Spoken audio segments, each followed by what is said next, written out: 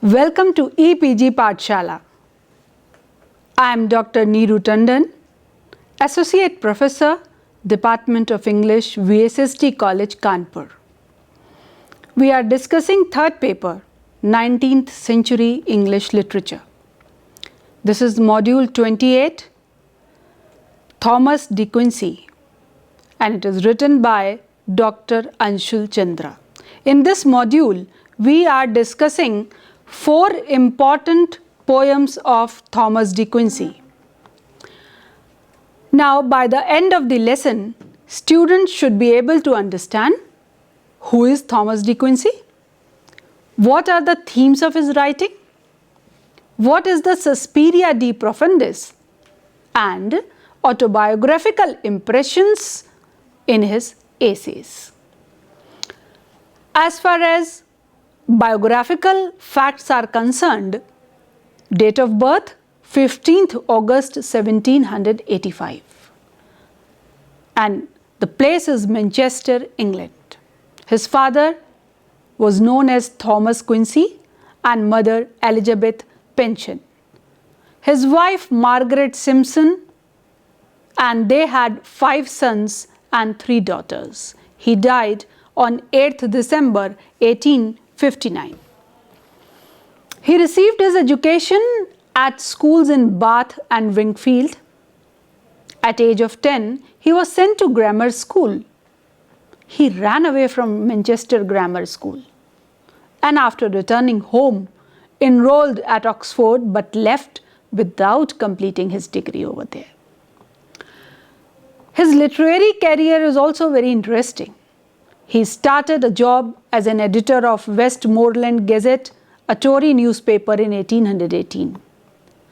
Charles Lamb, the great writer, prince of English essays, introduced him to London's journalistic circles. He was invited to write for London Magazine, where Charles Lamb was a regular writer. In 1821, the first half of Confessions of an English Opium Eater appeared, which really made him a successful and established writer. The major themes of his writings are Britain's imperial conflicts in Asia and Northern Africa. He wrote about criminal violence. He wrote about philosophy, theological history, confession, internal struggle with one's self, and autobiographical descriptions. Suspiria DProfandus, that is an important work by Thomas de Quincey. It is a collection of short essays. It was published in 1845 and it was regarded as a sequel of Confessions of an English Opium Eater, which was published in 1821. In fact, Suspiria DProfandus is a Latin phrase which means sighs from the depths. It was considered as the supreme prose fantasy of English literature. Theme of the essays is confessions. Thomas de Quincey focuses on the spiritual effects of the suffering and agony as it develops the spirit of man. Suspiria was incomplete in its original publication. Later on, he got it completed. After de Quincey's death, among his paper list of 32 items was discovered as the complete Suspiria. Another important work by Quincey is Dreaming. Introduction of the whole work Suspiria DProfandus, and de Quincey foregrounds the importance of dreams and their potentiality. He describes the power of dreaming. He said, I quote from him, "The machinery for dreaming planted in the human brain was not planted for nothing. It throws dark reflections from eternities below all life upon the mirrors of the sleeping mind." So, in this work, the power of dreaming enhances the potential of human mind. It was emphasized by Quincey. It is a way of finding hidden truth within him that would normally be repressed. It is self-explanatory instrument. The work that really made him famous was the Palimpsest and Human Brain. Palimpsest is derived from the Latin word palimpsests, which means a parchment of other writing surface on which the original text has been effaced or partially erased and then overwritten by another. A manuscript in which later writing has been superimposed on earlier effaced writing, This was the definition given by Oxford Dictionary. The palimpsest is considered as a metaphor. In the Middle Ages, these parchments were created from vellum, which can be recycled. Traces of writing disappears from the sheet, but actually it leaves its marks permanently. In the same way as in our mind, the past is never erased. It has remained there in the memory. What Thomas de Quincey said, I'll quote his lines. He said, "If once a man indulges himself in murder, very soon he comes to think little of robbing, and from robbing he comes next to drinking and Sabbath breaking, and from that to incivility and procrastination." Unquote. He compares the human mind to a palimpsest. He writes, "The mind is but a palimpsest of human brain, where everlasting layers of ideas have fallen upon your brain softly as light. They are not dead, but sleeping. There is none of passion or disease that can scorch away these immortal impulses." Unquote. Again, De Quincey writes, I quote, "Yes, reader, countless are the mysterious handwritings of grief or joy which have inscribed themselves successively upon the palimpsest of your brain. They are not dead, but sleeping. Human mind also recalls our past memories. It shapes his adult life. Quincey would never escape from the pain of childhood and his sister's death." Now you see, in this particular work, what De Quincey again and again just emphasizing that dreams are there, memories are there, they cannot be erased. If they are not conscious, they are there in the unconscious level. Those memories are part of your life. Because of those memories, you grow. Another work that we are going to discuss by De Quincey is Levana and Our Ladies of Sorrow. Levana, the ancient Roman goddess who oversaw the birth and education of children. The word Levana is derived from the Latin verb, as is still the Italian verb, levare. He saw in his dream that Levana is communicating with 3 other ladies, and those are sisters, Our Ladies of Sorrow. The eldest of the 3 is named Mater Lacrimarum, Our Lady of Tears. She is the mother of lamentation.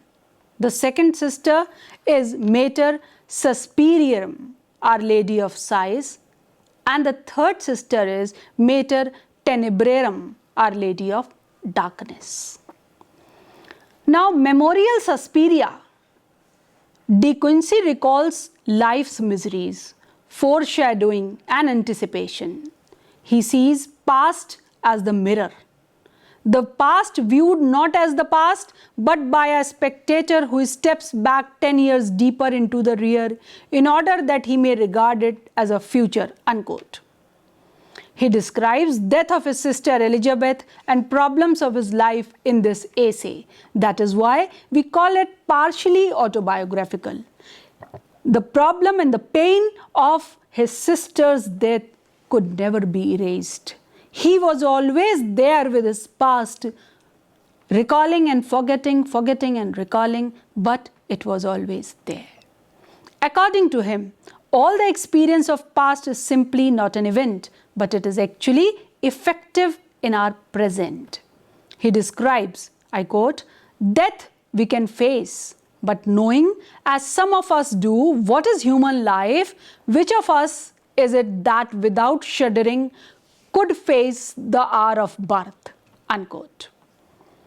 Now, some critics have commented upon De Quincey and his works. I quote Menequez, who wrote in 1976, De Quincey's quest for self-substantiation but historicizes this quest, finding in it both a public and a private struggle against disorder and discontinuity, unquote. Miller and Baxter, they said, the totality of De Quincey's writings as an autobiography but shows less interest in them as expressions of consciousness than as texts conditioned by the exigencies of the press, unquote. So in this module, till now we have gone through the major works of Thomas De Quincey. We have known his personality, about the writer, his literary work. To sum up, in detail, I will again tell you about the important points. First of all, let me talk about Suspiria DProfandus. We know that it is a collection of short essays published in 1845 and a sequel of Confession of an English Opium Eater. It is considered as the supreme prose fantasy of English literature. The theme of the essay is confessions. Quincey focuses on the spiritual effects of the suffering and agony as it develops the spirit of man.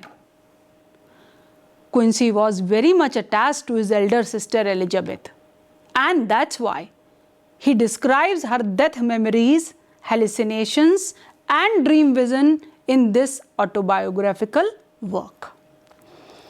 Now another, that is dreaming. We know that it is the introduction of the whole work of Suspiria DProfandus. And in this work, Dreaming, De Quincey answers some of our questions too. De Quincey foregrounds the importance of dreams and their potentiality. He describes the power of dreaming. I quote, "The machinery for dreaming planted in the human brain was not planted for nothing. That faculty in alliance with the mystery of darkness is the one great tube through which man communicates with the shadow. And the dreaming organ, in connection with the heart, the eye, the ear, compose the magnificent apparatus which forces the infinite into the chamber of the human brain and throws dark reflections from eternities below all life upon the mirrors of the sleeping mind." Unquote. Now you see what Quincey wants to tell us. Quincey wants to tell us that dreaming is not created by us. It is in our scheme and it is very, very important.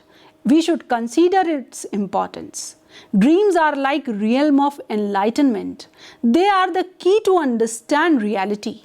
It gives human being a world, a different kind of world where they may live in harmony with nature and their childhood. They can dream of childhood, they can dream of good things. The power of dreaming enhances the potential of human mind as it merges with the infinite. It is a way of finding hidden truth that would normally be repressed. So it is the exploratory instrument. So this definition of dream is a unique that is given by Thomas De Quincey, and most of the people, they do agree with it. Another one that we had discussed, I will sum up, that is the palimpsest and human brain. Again, in a philosophical way, Quincey considers palimpsest as a metaphor. In opening lines, De Quincey addresses the masculine reader, but later he shifts his attention to female reader as well. And he understands and tries to mention both of them. Human mind also recalls our past memories, and Quincey describes through this essay that the incidents of childhood may haunt a person. It shapes his adult life and that affects his future as well. Next is the Levana and Our Ladies of Sorrow. Of all the essays of De Quincey, Levana and Our Ladies of Sorrow is most admired one. Leon says, I quote, "The whole of this vision is clothed in a prose so stately, intense and musical that it has been regarded by some as the supreme achievement of De Quincey's genius, the most original thing he ever wrote." Unquote. The essay starts with the description of Levana, the ancient Roman goddess who oversaw the birth and education of children. As a child, De Quincey had to suffer lots of pain. He explains his grief and also says that his personal experience is not unique. Many people experience the same thing, but the uniqueness is there in the expression, the way De Quincey explains that. In next stanza, he says that often he saw in his dream that Levana is communicating with three sisters, Our Ladies of Sorrow. Three sisters they are of one mysterious household, and their paths are wide apart.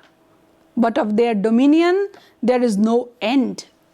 Them I saw often conversing with Levana, and sometimes about myself. Unquote. So you can see that the autobiographical element is also there, and he considers all these three sisters and Levana's conversation in his regard as well. Memorial Suspiria. In this essay, De Quincey recalls life's miseries, foreshadowing and anticipation. In the opening lines of the essays, he remembers his bitter experience because we all know that his child life was not very good. He lived on the streets of London in poverty and hunger. He suffered a lot, and there was a 15-year-old prostitute who helped her. He could never forget her. So he mentioned her as well. Later in life, he often saw her in his dreams and called her Anne of Oxford Street. He sees past as the mirror. Now, I will just end with the comments of the critics about De Quincey and his work. According to Elena Kles, De Quincey was in many ways a replica of Coleridge. What De Quincey seems to have most closely imitated was Coleridge's style of life. The mysterious doomed nature of the ancient mariner whose curse is to proclaim his failure. Opium visions were De Quincey's best way of achieving this dark sublimity. Unquote.